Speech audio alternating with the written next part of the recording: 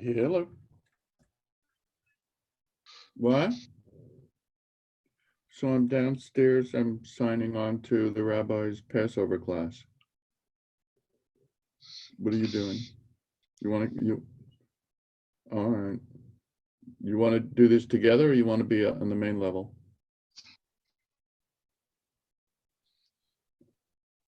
Yeah, okay. See you soon.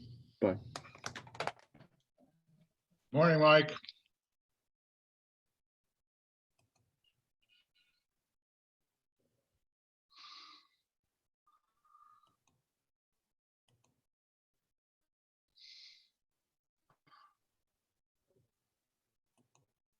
Good morning, Mike.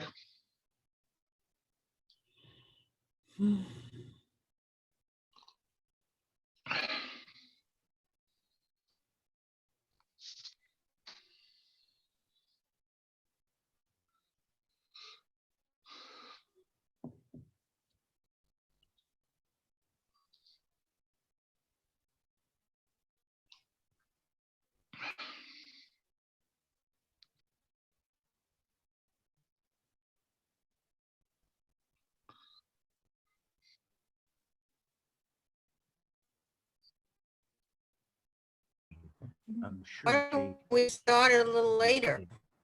Still gonna be during work hours. No, it's still gonna be during people's work hours. Could have been. I'm getting anything at all on my computer in terms of sound. I'm getting freeze frames of pictures of all of us, each of us, but I'm not getting any sound at all. Can you hear me? Mike, you weren't getting down before. Sure. When you and I were the ones on here, so. Rabbi, every other word comes out what you say, not every word. Every time. Now, he does stuff Charles does not do. Right. And actually, Well, go to your that- meeting. and Charles said, You're whispering. Wait a minute. someone, maybe it was, Barnaby said, just If you think it's wrong, talking during the sun. don't care. Go talking every month about this car. No, I want to hear when it's here. I know it's true because it's from a rabbi. There's no talking in Nissan because it's Passover and it's the Right. season of joy. Yes, and the How about if Jewish- everyone turns off the video except There is Rabbi? no talking in How do you journal. bandwidth?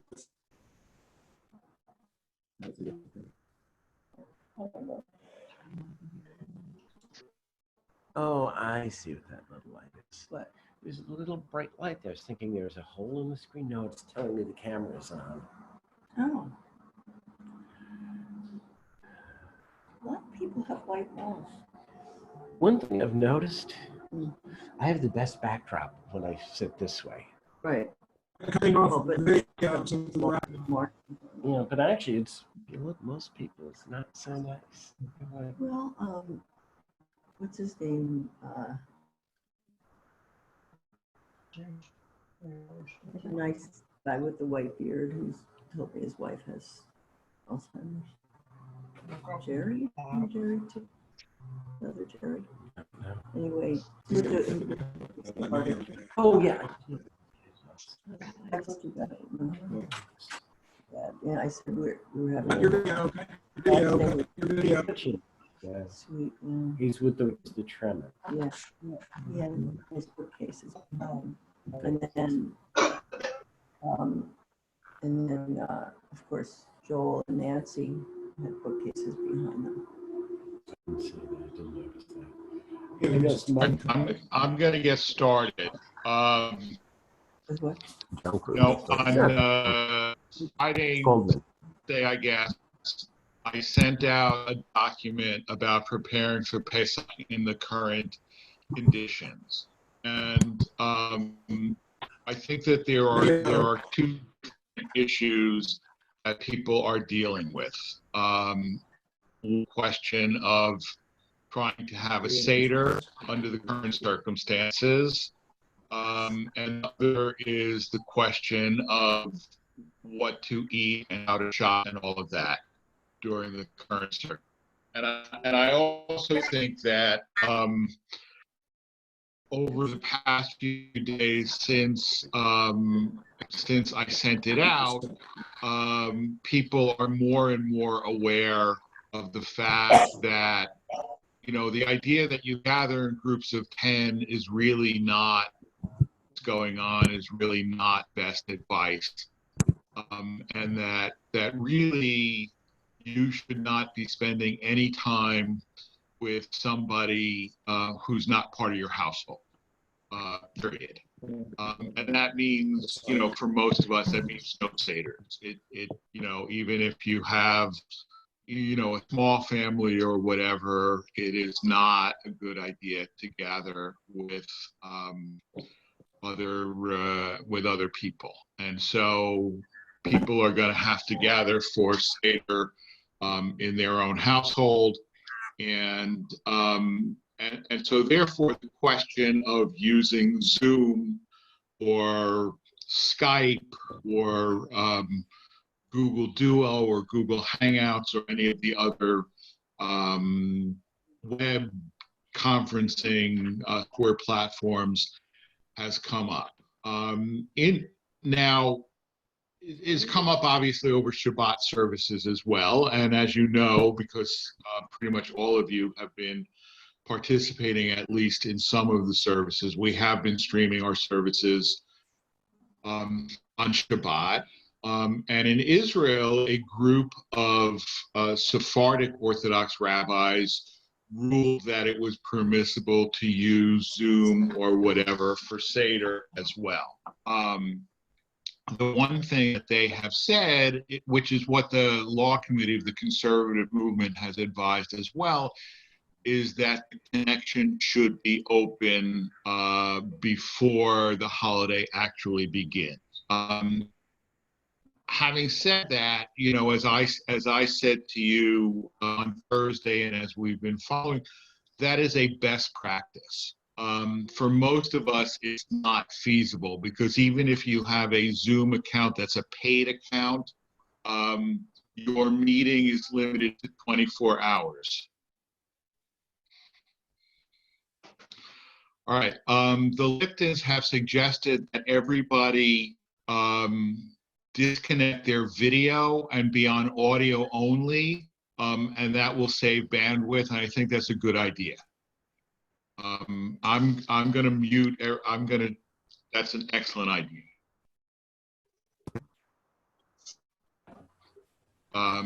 We'll see if that works better. And as I said, if you have any questions or whatever, just send them to me in the chat window. I know it's a little disconcerting. It's a little bit disconcerting to me to see everybody's name and not their picture, but I think that this might well work better. So anyway, so the advice is that if you can, to have the Zoom or whatever going before Yontif starts. Should also add that there is a difference. There's a halachic difference between the first day of Yontif and the second day of Yontif. So that, you know, from a more traditional perspective, using Zoom on the second day of Yontif is not as big a deal as the first day of Yontif. But I'm going to tell you quite honestly that you should simply go ahead and use Zoom to include other people, whether you are the person leading the Seder or somebody else, a friend or a relative using the Seder. Go ahead and use Zoom. Hazan Comrade and I will be doing a Seder on YouTube that people can watch. We're not going to be doing it live. It's possible that somebody else might do a live Seder that you can tap into. It becomes a little bit complicated because people use different Haggadahs, people want to eat at different times. Some people take half an hour to eat their meal. Some people take 90 minutes to eat their meal, and so it's a little bit it's a little bit of an unfortunate complication, but that's the reality. Hold on a second, I want to send a message to everybody.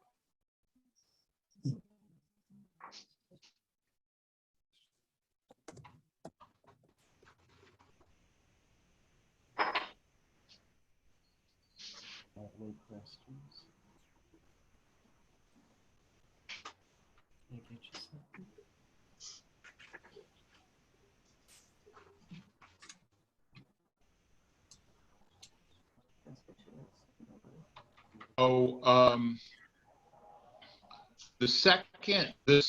So all right, let me say this. Does anybody have questions about using YouTube for the Seder, or not YouTube, using Zoom or Google Chat or Skype or anything for the Seder?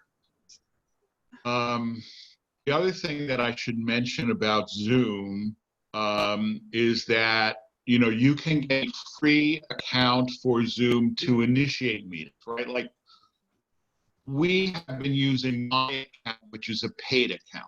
Okay? And with a paid, and one of the differences between a free account and a paid account is that free accounts meetings are limited to 40 minutes, and then it knocks you off. Although I've heard anecdotally that that's actually not happening, but in theory it could.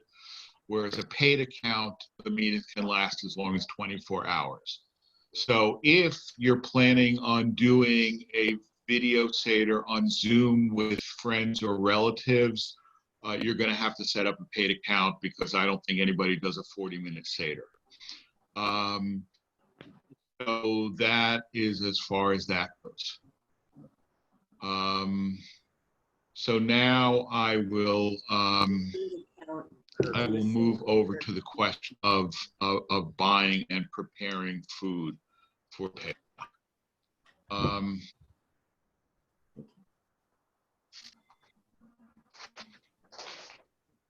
Right. So, we have a lot of concerns about simply about shopping for Pesach. Different people have different thoughts about whether it's safe to go shopping. I mean, I know people who have been shopping as normal. I know people who have been shopping using the senior hours early in the morning. I have gone shopping twice using the senior hours. I have since come to the conclusion that I am not leaving my house unless it is like literally a matter of life and death. So we have been shopping. We've been doing a regular grocery shopping online from Wegmans.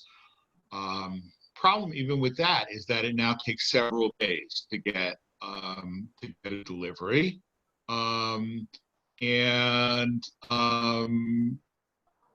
As I mentioned in my emails, Modi's Market is doing online shopping and delivery as well. Now, I will tell you that our plan was to put in our order yesterday and have it delivered like, late in the current week or early next week before Pesach. And when we went to do our shopping, the only thing that they were offering yesterday was delivery tomorrow. Now, I honestly don't know whether they're like doing 2 days out from wherever you shop, or all of the slots for later are taken, or whatever. But so we decided to put in our Pesach order for stuff that we have to get from Modi's, and then when it comes to getting parsley and romaine lettuce and potatoes and eggs and so on and so forth, we'll get them from Wegmans, probably order them late this week for delivery next week. Dee sent a message that Instacart is striking today, and of course Instacart is the company that actually does the deliveries for Wegmans.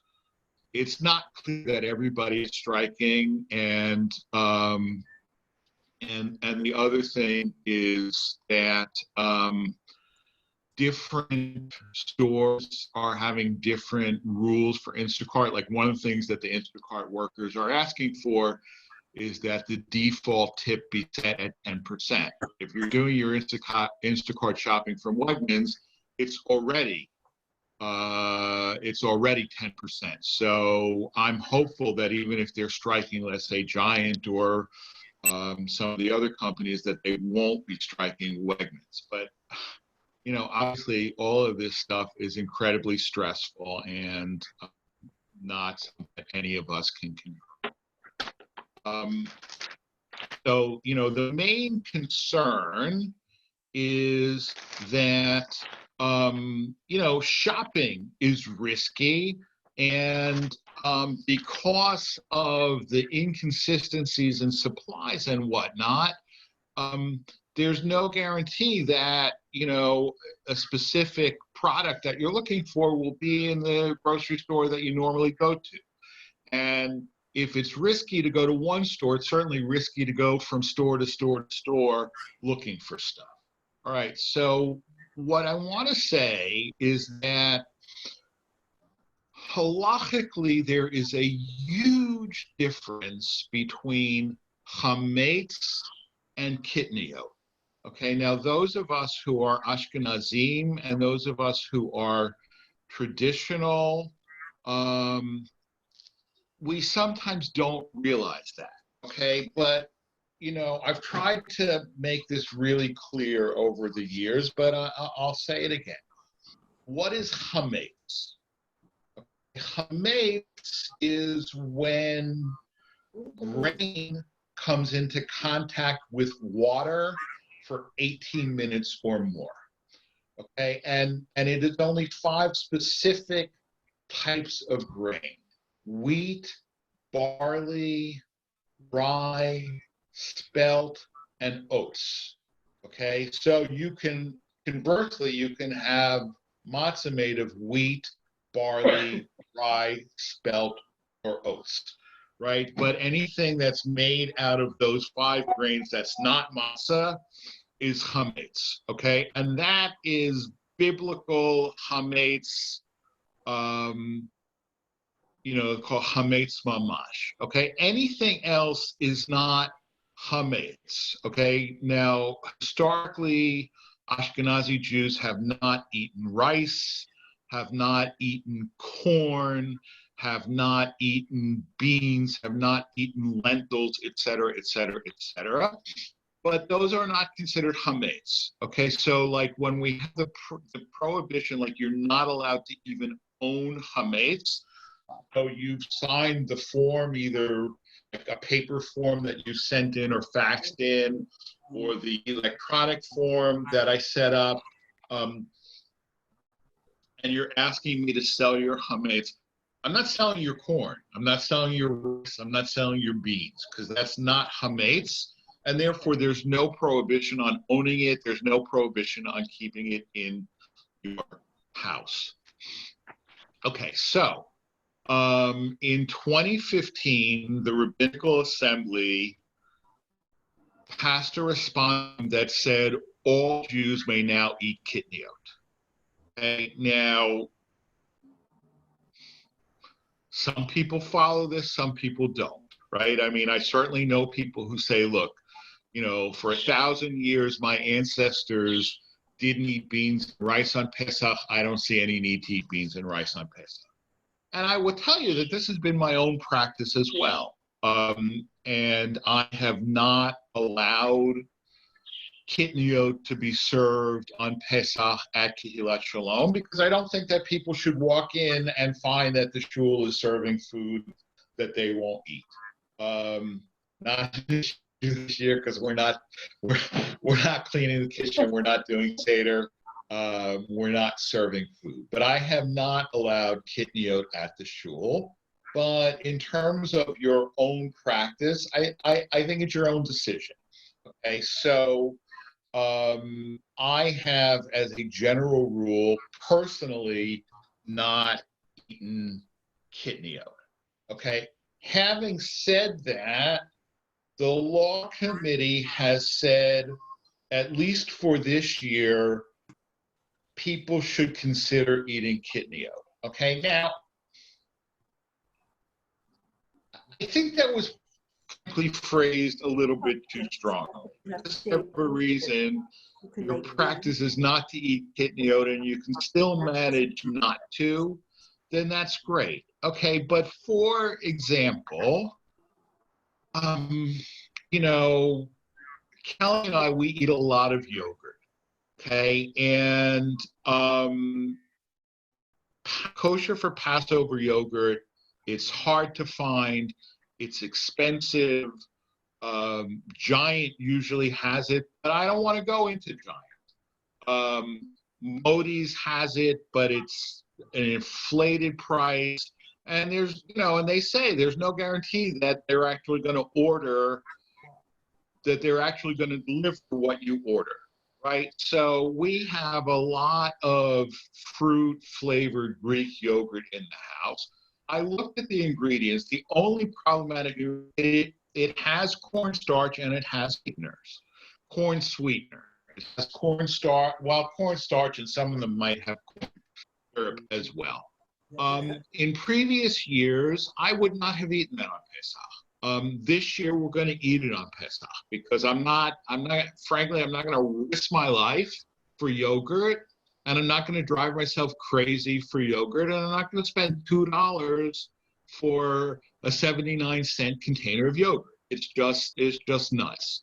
And I feel that, that is perfectly justified under the circumstances. I mean, God willing, next year, I'll go back to being a corn syrup and a cornstarch fanatic, and we will rid the house of everything that has cornstarch or corn syrup. But this year, I think the leniencies are justified. I mean, similarly in terms of, eating beans, eating rice, so on and so forth. And one of the things that I've said in previous years is that the halacha says, if you're going to eat rice, okay, now it's always possible that if you have a sack of rice, there's grains of wheat in there. It's always possible. I mean, the factories process both. Sometimes they're grown in close proximity. So observant Sfaradim who eat rice actually take the sack of rice, they put paper on the table, they empty it out, and they look through to see, is there anything else in the rice but rice? What I've said to people is, if you're really going to do that, fine. But I think most people are not actually going to do that. So live without rice for 8 days. Having said that, I've discussed before this concept of bitul b'shishim, nullification, right? I've given many classes on kasher, right? If a piece of treif falls into kosher food and it's less than a 60th of the volume, take it out, throw it away, the food remains kosher, right? So the issue is that there's no nullification of chametz on Pesach, but there is nullification of chametz before Pesach, okay? So let's say you have a sack of rice, you have to have it before Pesach. You have to have it before Pesach. Because on the evening before Pesach and the morning before Pesach, you do the search for chametz, and then you formally nullify any chametz that might be in your possession. And by the way, the rabbi, I do that on behalf of the whole congregation as well, right? So let's say you have rice or you have lentils or whatever, and you open it up and there is actually a few grains of wheat in there. Well, they've been nullified. Take them out, throw them away. You can use the rice. Okay, and that same concept of bitul, of nullification, also applies. I mean, it is technically okay. It's something we don't normally do, but it is technically okay that if you cook food with all kosher for Passover ingredients in a non-Passover pot before Pesach, it's fine. During Pesach, it's not fine.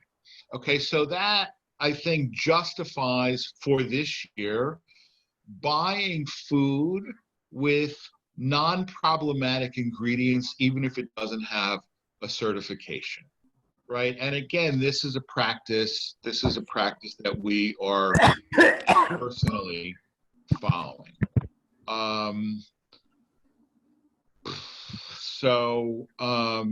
You know, at this point, I think, you know, I've finished sort of what I wanted to say.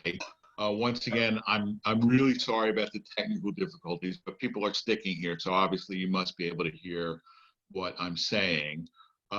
So if anybody has a question, there is a chat feature. Most of you have figured it out, or you can unmute yourself and ask the question, and I'll try and answer it.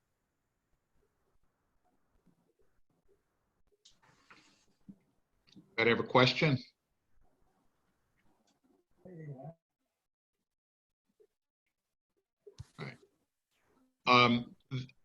While I'm waiting for questions, there is one other thing that I wanted to say. Okay, without naming names, a few people have come to me and they've said, you know, I think I'm going to have a real problem with Pesach this year because of the same difficulties with shopping that I'm having, and the same concerns that I'm expressing, you know, for myself and for Kelly and for our own household. I know that emotionally people want to do what their family has done for generations, okay? But there is a massive difference between eating kitniot and eating chametz. I mean, eating chametz is a biblical prohibition of the most stringent level. Okay, so I mean, I don't want to be mean or nasty, but I see no justification in chametz on Pesach unless you are like literally starving to death, or for whatever reason you have a medical professional who understands about Pesach and how important it is, and tells you, I am ordering you to eat toasted rye bread on Pesach, or you're going to die. Okay? If that's the case, then, you know, pikuach nefesh overrides everything. All right? But if you're simply worried about, I'm not going to get enough to eat over Pesach,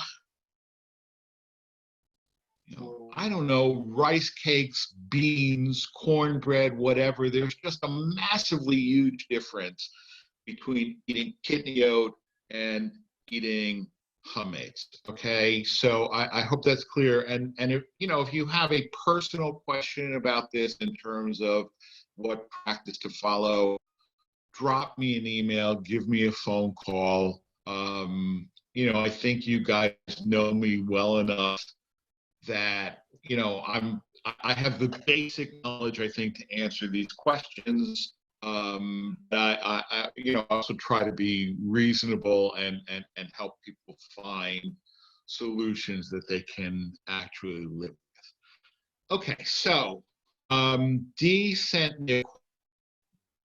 Please repeat the part of can use non-peat. I suppose non-peat actually means non-Pesach. Sorry. No, that's fine. That is actually true. I mean, technically, one can take all kosher for Pesach ingredients before Pesach and prepare them in non-Pesach utensils, okay? Because it is the same principle. So like the concern is, right, I have a non-Pesach utensil, some of the remainders of the non-Pesach food are gonna seep into my food. We can assume it's less than 1/60th. Okay, we can assume it's less than 1/60th, and therefore, when you do the search for chametz the night before and the nullification of chametz that morning, you say any chametz which I have not seen, which I have not removed, which I don't know about, is considered ownerless, all right, or it doesn't exist. So therefore, that nullification applies. Again, if you're not comfortable, don't do it, right? I mean, I always tell people, you're not violating the law by not taking advantage of every possible leniency. The same way that if you're on I-270, you're not breaking the law by going 45, even though the speed limit is 55. Certainly annoying other drivers, but you're not violating the law.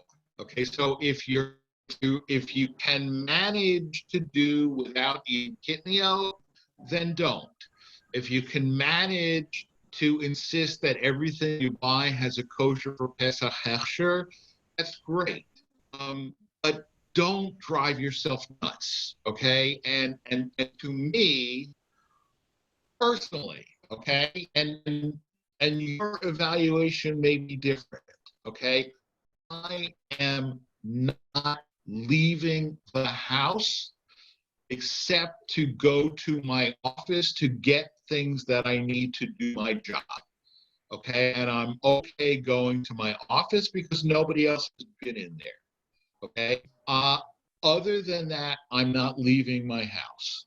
It's a decision that I've made in terms of what's safe for me and what's safe for my wife, who has a autoimmune disorder.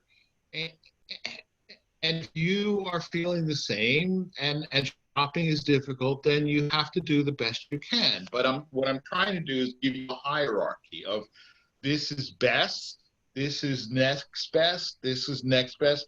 This you really shouldn't do unless you're going to die. Okay, so that's the issue of nullification. Now, Mike has asked a question: if we're doing a virtual Seder, is the Haggadah available to read online? The answer is yes, okay? There are, in fact, many Haggadahs available online. Sometime over the next couple of days. So just to make it clear, Hazan Comrade and I are going to be pre-recording a Seder. I will then put up on YouTube, and that will be available for you either. I'm thinking to watch beforehand to help you learn to prepare to lead your own Seder. But if you want to watch it as your Seder, that's fine too. I mean, particularly since it's going to be on YouTube, so you can start and stop. Right? I mean, you can stop it because, like I said, one of the problems, people eat their meals at different rates. People do their Haggadah at different rates, and it's really, really hard to do an online one that meets everybody's need. But I will be sending a link to the Haggadah that we are using, which is in a PDF form. And you can either download that PDF and print it if you want to, or you can use that PDF on your computer, on your tablet during your Seder. I mean, it's, the advantage is that you'll have in front of you the Haggadah that we're using as we conduct our virtual Seder. So yes, that Haggadah is available, but there are many different Haggadahs. And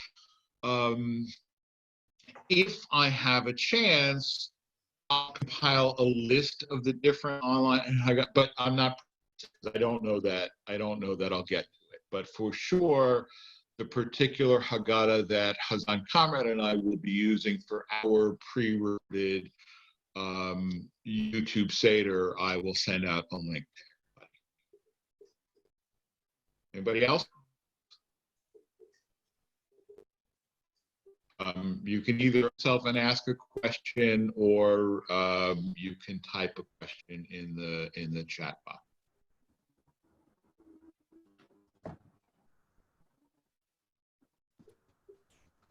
Anyone?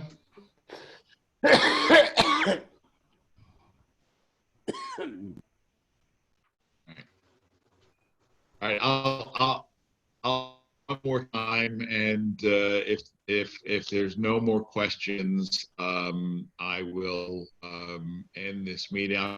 I don't know what has happened that has been difficult. I know that I have now 2 different Wi-Fi in the house, and I was the wrong, slower Wi-Fi when I started. I got off. I don't know if for some reason the fact that I was originally the wrong Wi-Fi is the reason for this problem. I will have to be more careful about using the correct Wi-Fi when I start a meeting. It may be, like I said, I mean, you know, Zoom is mostly a business application, and we have been doing our stuff. Well, we have been doing the lunch with the rabbi during business hours, but other than that, we've been doing our stuff during non-business hours when I think there's less stress on the Zoom itself mainframe. But we'll see what happens. I will put this up as soon as this is done processing. I will download it, put it up on YouTube, include it. It'll be on my Facebook page. It'll be in the Kehillat Friends Facebook page, and at some point, you can either send me an email saying, "Would you send me a link to the video of the Pesach seminar?" Or it'll be included in emails to the congregation. One last time, any questions? Yeah, Rabbi, can you hear me? Yeah, I can hear you, Mike. Okay, so I'm just trying to reconstruct in my head what you taught us. And if I heard correctly, you're saying that we are not discouraged from eating kidney oat, which means cornstarch and high fructose corn syrup are not forbidden this time around if you own it before Passover, certainly. Well, in fact, that doesn't even matter. You could buy it during Passover because they're saying you could eat it punto. But Correct.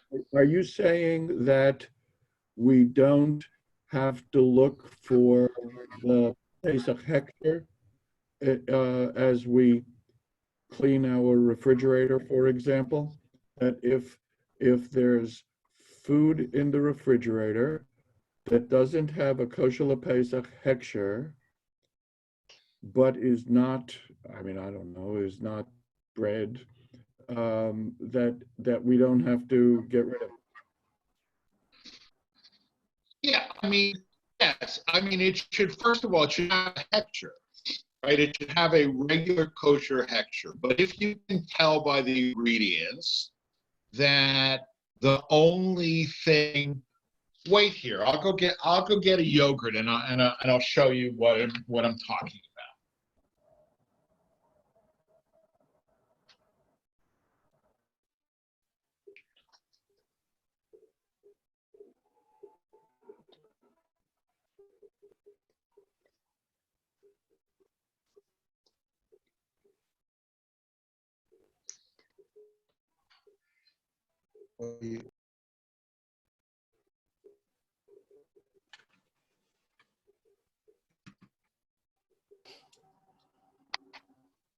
Okay, so Wegmans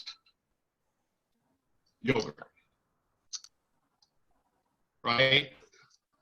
Cultured, pasteurized, grade A fat milk,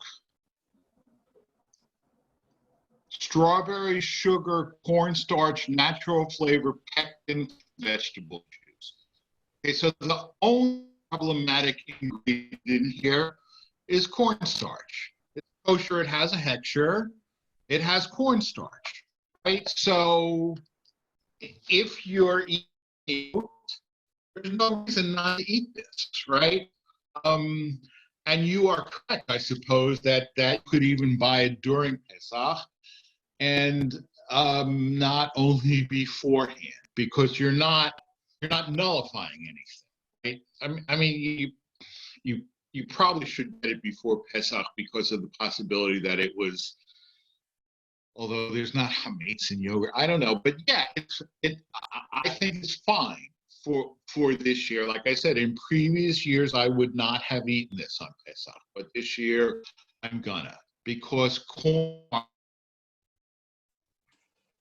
mean, it's not hametz, right? It's kitniot, and again, you know, if you feel strongly about maintaining that custom, then that's my concern is also, and this is, you know, one of the things that I've tried really hard to educate the difference between law and custom, right? And so, you know, if you're not going to eat this because it has cornstarch, and as a result, you're going to have a piece of toasted rye bread,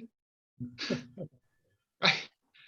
Have the yogurt, the cornstarch, not the rye bread, right? So, yeah.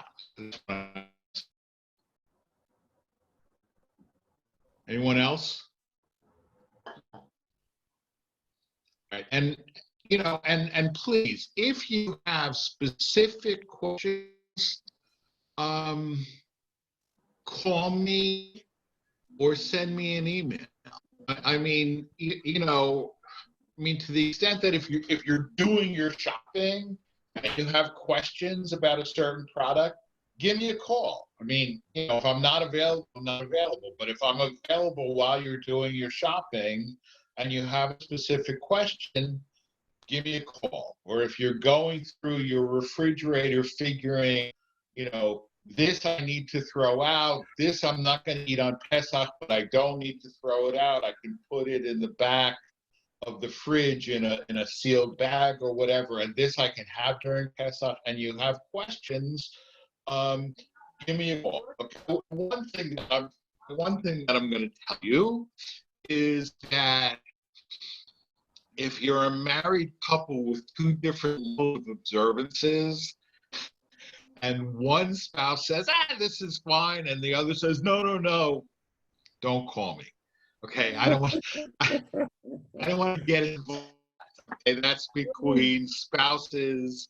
I'm going to take the side of one spouse against the other, unless you know one spouse is really insisting on something that is simply not halakha, right? But if it's a question of, I know it's not halakha, but it's our custom, whatever, you guys got to figure that out yourself.